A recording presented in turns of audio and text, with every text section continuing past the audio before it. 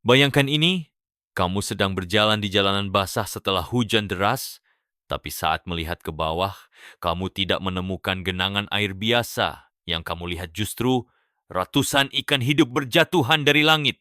Apakah ini sihir? Apakah ini mukjizat? Atau hanya trik alam yang belum bisa kita pahami?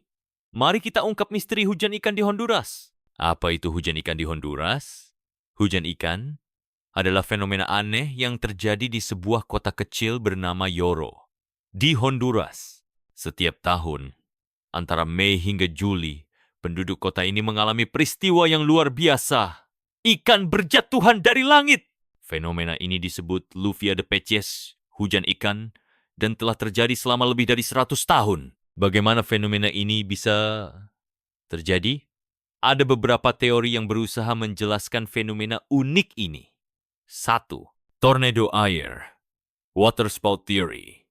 Beberapa ilmuwan percaya bahwa badai kuat atau tornado air bisa mengangkat ikan dari perairan, lalu menjatuhkannya ke daratan saat hujan. Fenomena ini memang pernah terjadi di berbagai tempat di dunia, tapi apakah benar ini yang terjadi di Honduras 2? Hujan ikan akibat banjir bawah tanah. Beberapa ilmuwan lokal punya teori lain. Mereka percaya bahwa hujan deras membanjiri gua-gua bawah tanah yang penuh ikan. Air banjir ini kemudian membawa ikan ke permukaan, menciptakan ilusi bahwa ikan turun dari langit. Keajaiban atau sains? Penduduk Yoro percaya bahwa hujan ikan adalah sebuah mukjizat. Menurut legenda, seorang misionaris Spanyol bernama Father Jose Manuel Subirana berdoa pada Tuhan untuk memberi makanan bagi orang miskin di Yoro. Dan sejak saat itu, ikan mulai berjatuhan dari langit setiap tahun.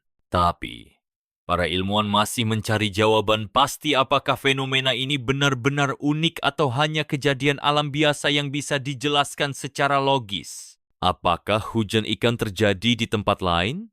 Walaupun hujan ikan paling terkenal terjadi di Honduras, ternyata fenomena ini juga pernah terjadi di tempat lain. 1. Hujan katak di Serbia, 2005.